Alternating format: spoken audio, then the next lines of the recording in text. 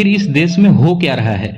Daily कहीं ना कहीं रेप और मर्डर के केसेस सामने आ रहे हैं, जिसपे कि गवर्नमेंट का कोई भी कंट्रोल नहीं है। पहले निर्भया कांड, फिर केरला कांड और अब ये वेस्ट बंगाल कांड। और इस बार जो बंगाल में हुआ है वो काफी शर्मनाक है। इस इंसिडेंट में क्या हुआ और कौन गुनहगार है, इस वीडियो में मैं पूरी डिटेल्स में आपको बताना चाहूंगा। आरजीकर मेडिकल कॉलेज कोलकाता की एक बहुत ही फेमस और पुरानी कॉलेज है और इसी कॉलेज में 8 अगस्त को कुछ ऐसा हुआ जो पूरे देश को शर्मसार कर देती है। 8 अगस्त रात 11 बजे एक पोस्ट ग्रेजुएट ट्रेनी जो कि अपने 36 घंटे की ट्रेनिंग शिफ्ट पे थी।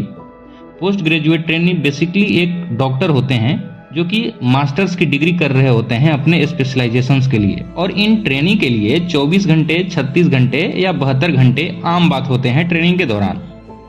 और ट्रेनिंग के दौरान उनको हमेशा ऑन कॉल रहना पड़ता है। मतलब वो आराम तो कर सकते हैं, लेकिन जब कॉल आएगी तो उन्हें ड्यूटी पे प्रेजेंट होना पड़ेगा। जिस दिन ये घटना हुआ उस दिन रात में वो नर्स अपने घर पे बात करती है और सबको गुड नाइट बोलती है। उसके बाद वो अपने मेडिकल राउंड पे निकल जाती है, जो कि उसके लिए आम बात थी, डेली रूटीन के जैसे। रात को 2 बजे वो एक ब्रेक लेती है और डिनर के लिए बैठ जाती है अपने 4 कलीग्स के साथ, जिसमें एक इंटर्न, एक हाउस स्टाफर और 2 पोस्ट ग्रेजुएट ट्रेनी उसके कलीग्स होते हैं। कॉलेज के 3rd फ्लोर पे एक सेमिनार हॉल है जिसमें ये लोग खाना ऑर्डर करते हैं। खाना ऑर्डर करने के बाद नीरज चोपड़ा का ओलंपिक मैच देखने बैठ जाते हैं। जैसे ही ओलंपिक का इवेंट खत्म होता है, इस नर्स के सारे कलीग्स चले जाते हैं, लेकिन ये नर्स थकावट की वजह से सेमिनार हॉल में ही सो जाती है, क्योंकि इसके 36 घंटे के शिफ्ट चल रहे थे, थकावट काफी ज्यादा हो गई थी। हालांकि रात 3 बजे एक इंटर्न उनको जगाती है एक रिपोर्ट दिखाने के लिए, लेकिन रिपोर्ट देखने के बाद वो वापस सो जाती हैं और ये लास्ट टाइम था जब उनको अलाइव देखा गया था। अगले दिन 7:30 बजे उस नर्स की डेड बॉडी मिलती है, which is in a half naked situation and there are many injuries on her body, even I can't tell you in this video. सुबह 10:30 बजे नर्स के घर पे कॉल जाता है हॉस्पिटल की तरफ से और बोला जाता है कि आप जल्दी आ जाइए, आपकी लड़की का तबीयत काफी ज्यादा खराब हो गया है। फिर करीब 11 बजे सेम आदमी का कॉल आता है उसके घर पे और बोलता है कि आपकी लड़की ने सुसाइड कर लिया है। जब लड़की के पिता ने अपनी बेटी की कंडीशंस देखी तो वो पूरी तरीके से शॉक्ड हो गए थे। उन्होंने बोला कि ये सुसाइड नहीं है, इसका रेप एंड मर्डर हुआ है। अब 9 अगस्त को पूरे कॉलेज को ये न्यूज मिलती है। उसके बाद सारे इंटर्न, डॉक्टर, नर्स और ट्रेनी प्रोटेस्ट करना स्टार्ट कर देते हैं।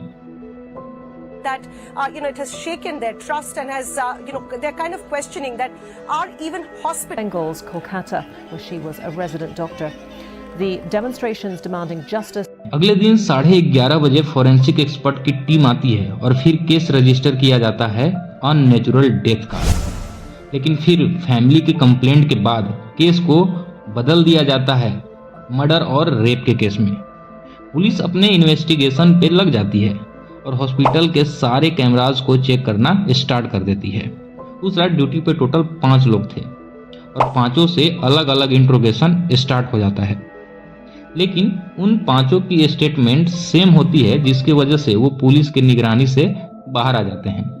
थोड़ी देर बाद पुलिस को उस रात की सीसीटीवी फुटेज में एक शख्स दिखाई देता है जो कि रात 4 बजे सेमिनार हॉल के अंदर जाते हुए दिखाई देता है और उसके गर्दन पे एक ब्लूटूथ ईयरफोन दिखाई देता है।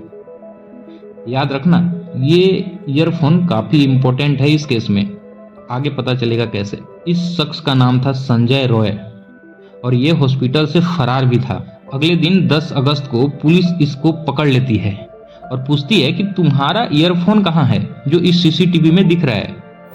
संजय बताता है कि वो तो कहीं खो गया है, लेकिन जब उसका ब्लूटूथ ओपन किया जाता है तो वो ऑटोमेटिक कनेक्ट हो जाता है उस ईयरफोन से जो पुलिस को क्राइम सीन पे मिला होता है। But who is Sanjay Roy, ये है कौन? 2019 में इसने कोलकाता पुलिस के डिजास्टर मैनेजमेंट को as a civil volunteer join किया था।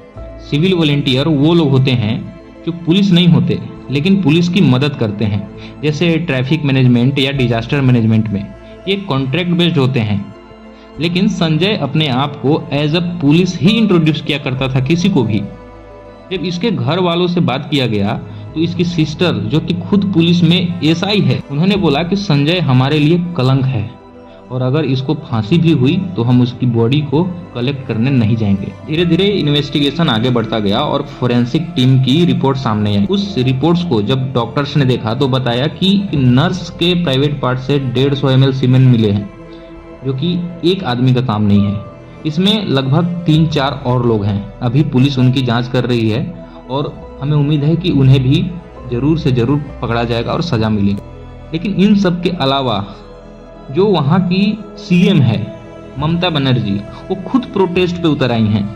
अब जब आम आदमी प्रोटेस्ट करे तो समझ में आता है। आम आदमी प्रोटेस्ट करता है ताकि वो सरकार से लड़ सके, सरकार को अपनी बात पहुंचा सके, सरकार तक अपनी बात पहुंचा सके, जिससे कि उस पर एक्शन हो। लेकिन जब वहाँ की खुद गवर्नमेंट प्रोटेस्ट पे उतर जाए तो अब लोगों को किससे उम्मीद है?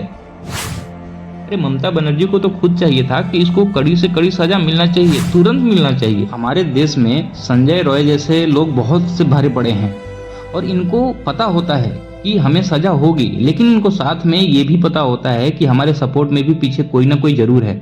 और ये संजय रॉय, जिसको कि पुलिस की काफी ज्यादा सपोर्ट थी, और हमारे देश में स्ट्रिक्ट एक्शन क्यों नहीं लिए जाते हैं रेप और मर्डर जैसे केस पे? क्योंकि जो हमारे पॉलिटिशियंस हैं वो खुद ही रेपिस्ट और मर्डरर हैं। आप चाहे कोई सा भी गवर्नमेंट उठा के देख लो, बीजेपी हो, कांग्रेस हो, आम आदमी पार्टी हो, सपा हो, बीएसपी हो, सब में जितने भी लगभग आपको 70% रेपिस्ट और मर्डरर ही मिलेंगे। ऐसे कोई भी पॉलिटिशियंस नहीं है जिसपे कि कोई केस ना चल रहा हो। कि अगर हमारे देश में भी दूसरे कंट्री के जैसे ईरान, इराक में और सऊदी में है कि अगर आप रेप और मर्डर करते हैं तो सीधा वो फांसी दे देते हैं। जब तक कानून चेंज नहीं होगा, रूल्स स्ट्रिक्ट नहीं होंगे, तब तक निर्भया जैसे, केरला जैसे और आज कोलकाता जैसे केसेस सामने आते रहेंगे। और ये तो वो केसेस हैं जो हाईलाइटेड हैं। सोचो पूरे इंडिया में डेली कितने ऐसे केसेस होते होंगे जो कि न्यूज़ में आते तक नहीं हैं। सोचने वाली बात है।